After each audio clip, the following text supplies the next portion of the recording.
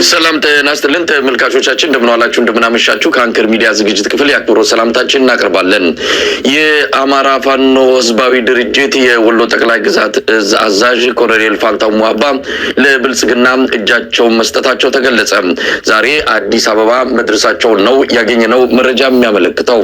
በጉዳዩ ላይ ሰፋ ባለ መልኩ ቆይታ እናደርጋለን። ከኢትዮጵያ ከ80% በላይ የሚሆኑ የአነስተኛና መካከለኛ የንግድ ድርጅቶች ፍቃዳቸው መነጠቃቸው ተገለጸ። ከፍተኛ አደጋ ነው በተባለው በዚሁ እርምጃ ከ500,000 አካባቢ ከሚሆኑት የመካከለኛና አነስተኛ የንግድ ድርጅቶች ከ380,000 በላይ የሚሆኑት ፍቃዳቸው መሰረዙን ነው መረጃዎች የሚያመለክቱት። የኢኮኖሚ ባለሙያዎች ጉዳዩ አነጋጋሪ አስደንጋጭም ነው ሲሉ ገልጸውታል። የአብይ አህመድ የትላንቱ የጅቡቲ ጉዞም እንደዚሁ መነጋገሪያ ሆኗል። አብይ አህመድ ባለስልጣናቱን ሰብስቦ በጅቡቲ ያመራበት ምክንያት በአፍሪካ ቀንድ ላይ ያለው አጠቃላይ ሁኔታ ለኢትዮጵያ አስጊ የሆነ መምጣቱን ተከትሎ እንደሆነ ነው መረጃዎች የሚያመለክቱት። ሌሎች ጉዳዮችንም በማንሳት መረጃ በመስጠትና ትንታኔ በማቅረብ ከእናንተ ጋር የምንቆይበትን የአንከር መረጃ ክፍለ ጊዜ ነው ይዘን የቀረብ ነው። ለዛሬ መስፍን አማን ከኔዘርላንድ አምስተርዳም አብሮን ይቆያል። መልካም ጊዜ፣ መልካም ቆይታ። ምንድን ያለው በጉዳዩ ላይ የሰጠው መግለጫ በስልክ ነው የደረሰን። እሱን ለተመልካቾች እናሰማና ወደ አንተ መጣለሁ።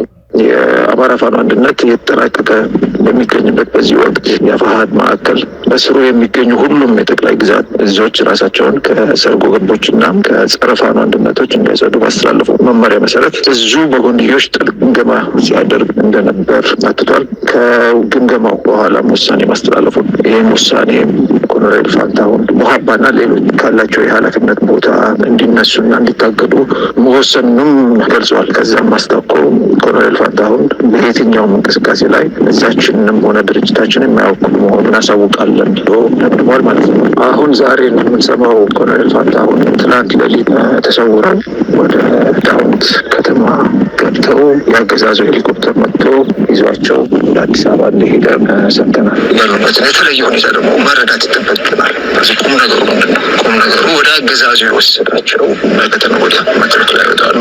ፖለቲካዊ ምክንያት ነው ብለው መናገራቸው አይቀርም። መናገራቸውን ግዴታ ነው። የወሰዳቸው ግን ፖለቲካዊ ምክንያት የለም። የገፋቸው ፖለቲካ የለም። በትግሉ አለማመን አይደለም። ወይም ወደ መድረክ ወጥተው ከዚህ በፊት ትግሉን ጠርተው የሄዱት እንደሚሉት ትግሉ ለሌሎች ሶስተኛ ወገን ተላልፎ ስለተሸጠ አይደለም። ኮሎኔል ወደ አገዛዙ የወሰዳቸው የጤና ጉዳይ ህመማቸውን ወደ አገዛዙ ሲገቡ አይ ህመሜ ይህንን ትግል መቋቋም እንዳልችል አድርጎኛል ሊሉ የሚችሉበት ሁኔታ የለም። አገዛዙ ከሳቸው የሚፈልገው ነገር አለ። ያንን ማሟላት ግዴታቸው ነው። ለሁለት ዓመት ተኩል ታግለውታል፣ ተናንቀውታል፣ ደም ተቃብተዋል። መስፍን እንግዲህ ሰፋ ያለ ነው የእስክንድር መግለጫ። በዋናነት ምክንያታቸው የኮሎኔሉ ህመም የጤና ችግር እንደሆነ እስክንድር ጠቅሷል። እንደው መስፍን ወደኋላ እንመለስና አፋሕድ አካባቢ አንዳንድ ግንኙነቶች ነበሩ። የዛ ግንኙነቶች ውጤትን መስፍን መሳይ እንዴት ነህ? እንኳን አደረሰን። አልተገናኘንም ለዓመት በኋላ አይደለም። ሶስት በዓላቶችን እንግዲህ የኢትዮጵያንም ገና የፈረንጆችንም ገና የፈረንጆች አዲስ ዓመት ብዙ በዓላትን ሳንገናኝ ሌላው ቀርቶ በሚዲያ ብቻ ሳይሆን በግልም ሳንገናኝ ረጅም ጊዜ ሆኖናል። እንዴት ሰነበትክ? እንኳን አደረሰ። እንኳን አብሮ አደረሰን። ዓመት በዓሎች በተርታ አንድ ይቀራል። አሁን ጥምቀት ይቀራል። በተርታ ነው ያለፉት። በጣም ጥሩ ነው። በጥሩ ሁኔታ ነው ያለፉት።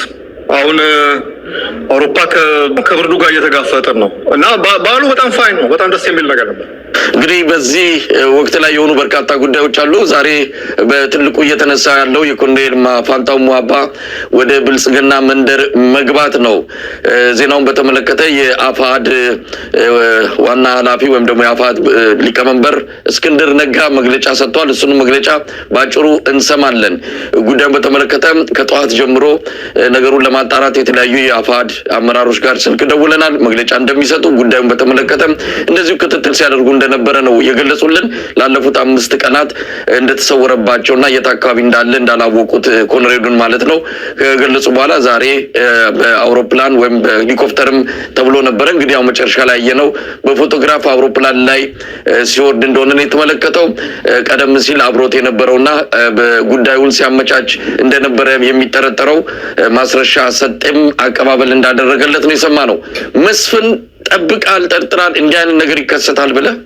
እኔ በእውነት ኮሎኔሉን አንደኛ አሁን እንዲህ አይነት ነገር ሲከሰት የኮሎኔሉን ከዚህ ቀደም ትራክ ወይም ደግሞ ግለ ታሪክ የሰራቸውን ብዙ ነገሮች መደምሰስ እና እነዛ ማጥፋት ምናምን ተገቢ አይደለም ብዬ አምናለሁ። እና እንደው ኮሎኔሉ ጽኑ ከሚባሉ የአማራ ህዝብ ታጋዮች መካከል አንዱ ነው ብዬ ነው። ፋንታሁን ሞሀቤ ማለት አይ ቲንክ ደቡብ ወሎ አካባቢ የዛ አካባቢ ተወላጅ ነው። በነገራችን ላይ የእንትና የአክስት ልጅ ነው ያጎት ልጅ ነው ዘመድ ነው የአደም መሐመድ ጀነራል አደም መሐመድ አሁን ቱርክ አምባሳደር የሆነ እሱ ዘመድ ነው። አብረው ናቸው። ወያኔ ያኔ በደርግን ሲታገል ቢዋጋ በነበረ ጊዜ ያኔ አብረው ነው የትጥቅ ትግልን የተቀላቀሉትና ከዛን ጊዜ ጀምሮ ነው በወያኔ በባዴን ምናምን እንትን ውስጥ አልፈው ያኛው አየር ኃይል ገባ፣ ይሄኛው ጦር ሰራዊት ውስጥ ሆኖ እስከ ኮሎኔልነት ማዕረግ ደረጃ የደረሰ እንትን ውስጥና ይሄ ሰውዬ በ2012-11 አካባቢ ታስታውሳለህ እነ አሳምነው ጽጌ እነ ጀነራል ተፈራ ማሞ ሌሎች እኛም ጭምር የተከሰስንበት ከዚህ ከውጪ አብረው አግዘዋል ተብለን የመፈንቅለ መንግስት ሙከራ አድርጎ 9 ዓመት አካባቢ የታሰረ ሰው ነው። እስር ቤት በጣም መከራ ያየ ሰው ነው። ከእስር ቤት በኋላ ይሄ ለውጥ የሚባል ነገር ከመጣ በኋላ በምህረት ከተፈታ በኋላ አማራ ክልል ውስጥ በተለይ ልዩ ኃይሉን በማደራጀት በኩል ስራዎችን በመስራት በኩል ትልቅ ስም የነበረው ሰው ነው። በጣም እንትን ያለ ነው። የዚህ የትግራይ ጦርነት ላይም በራሱ መንገድ የራሱን ኃይል አደራጅቶ የነበረውን የወያኔን ወራሪ ኃይል በተለይ አማራ ክልል ውስጥ ገብቶ የነበረውን ሲፋለም የነበረ ሰው ነው። ይሄም የፋኖ እንቅስቃሴ ሲጀመር እንግዲህ መጀመሪያ በዚህ የነበረውን ፖዚሽን ትቶ የነበረውን እንትን ብዙ ነገር የጤናም ችግር አለበት ይባላል። ብዙ ነገሮች ትቶ ያን ሁላ እድሜውንም አስበው በጣም ትልቅ ሰው ነው። ያን ሁላ ነገር ትቶ ወደ ትግል የገባ ሰው ነው እና ይሄ ፋክት ይሄ እውነት እንዳለ ነው። ምንም እንትን የምትለው ነገር አይደለም። ለዚህ ዋጋ እንትን እናደርጋለን። አንድ ሰው አንድ ወቅት ላይ ጥሩ አርበኛ ጥሩ ታጋይ ነበረ ማለት ሌላ ጊዜ ስህተት አይሰራም ማለት አይደለም። በዚህ በፋኖ እንቅስቃሴ ውስጥ ብዙ ነገሮች አድርጓል። ብዙ ጀብዶች ሰርቷል። ፋንታሁን ሞሀቤ በተለይ ወሎ አካባቢ የሚደረገው እንቅስቃሴ ላይ በጣም የሚያስገርሙ አይነት ስራዎችን የሰራ ሰው ነው። አንፎርቹኔትሊ እንግዲህ ምንድነው መሰለህ ይሄ ነገሮች ዝም ብሎ ምናልባት ገንዘብ ተሰጥቶት ነው፣ በገንዘብ ተደልሎ ነው፣ በማነው ማስያሻ ሰጤ ምናምን የሚለውን ብቻ ምክንያት እንትን ለማድረግ ይከብዳል። አሁን እኛ ዝም ብለን ራሽናል ለሆነ ሰዎች ብዙ ምክንያቶችን እንትን ማድረግ አለብን፣ አሰስ ማድረግ አለብን። የውስጥ ያለው የውስጥ ሽኩቻ በቀላሉ የምናየው ነገር አይደለም። ሰውየው የመገፋት ስሜት ደርሶበት ሊሆን ይችላል። በግል ከአንዳንድ አመራሮች ጋር ቂምም እና ደግሞ ከነዚህ ሰዎች ጋር መቀጠል አልችልም የሚለው ነገር ሊሆን ይችላል። አሁን እየተፈጠረ ያለው አሁን ኦልሞስት አንተ ላይም ሌላውን ቦታ ላይም ሰምቻለሁ የፋኖ አንድነት እዚህ ውስጥ ምንም ቦታ አይኖረኝም፣ ምንም እንትን አይኖረኝም የሚል ስሜት ሊኖር ይችላል። በአጠቃላይ ድካምም ሊሆን ይችላል። ቅድም ያልኩ ነገር ነው። የእድሜም ጉዳይ አለ፣ የጤናም ጉዳይ አለ፣ ምንም ጉዳይ አለ፣ ድካም ሊሆን ይችላል። በእነዚህ ብዙ ፋክተሮች ምክንያት ይሄ ሰውዬ ዛሬ እንትን ብለዋል። ለመንግስት እጅ ሰጥቷል። ሰላምን ተቀበለ ነው ያሉት እነሱ። የትኛውን ሰላም እንደተቀበለ የምናየው ነው። እውነት ለመናገር ብልጽግና ሰላምን ተቀበለ ሲል ያው አብይ አህመድን የበላይነት አሽከርነትን ተቀበለ ማለት ነው። ሌላ የሚቀበለው ሰላም የለም። ክህደት ነው የፈጸመው ማለት ነው። ይሄ ምንም ቅድም እንዳልኩ ጥሩ ጎኑ የነበረ የፋንታሁን ሞሀቤ የነበረ ታሪኩ እንዳለ ሆኖ አሁን የፈጸመው ደግሞ በራሱ በታሪኩ ላይ በአማራ ሕዝብ ትግል ላይ ጥቁር ታሪክ እንትን ያለው እና እኔ ምንም አልገረመኝም። ግን እኔም አሁን እያየሁት ያለሁት ነገር ምንድን ነው? አይ ቲንክ አንድ ትግል እንደ ፋኖ አሁን 2 ዓመት ከምናምን ሆነ አለ ከተጀመረ እንትን ወንፊቱ እየሰራ ያለ ይመስለኛል። እያጣራ እያንጠባጠበ ይመስለኛል። ይሄ ትግል ረጅም ጊዜ የሚሄድ ትግል ነው። ረጅም ዓላማ ያለው ሩቅ ዓላማ ያለው ትግል ነው። በዚህ ዓላማ ውስጥ በዚህ ሂደት ውስጥ የሚንጠባጠቡ እንትኖች አሉ።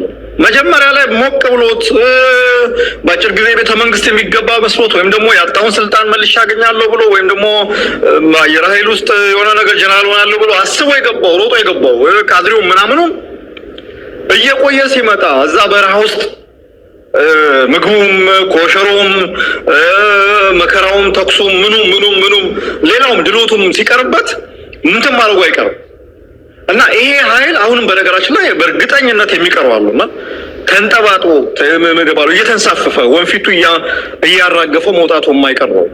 ሁሌ ከዚህ ቀደም ብለናል። የአማራ ትግል ብቻ አይደለም። ደርግ መጨረሻ ላይ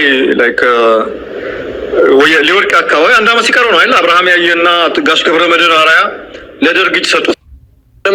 ሌሎች ሰዎች ካሉ ሌሎች ቅርብ ወራጆች ካሉ ከወዲሁ መስመር ማስያዝ ይገባል የሚል ሀሳብ ብዙዎች ዘንድ እየመጣ ነው ያለው እና እስቲ መስፍን ሀሳብን ቀጥል። እስክንድር ያለውን እንዴት ታየዋለህ?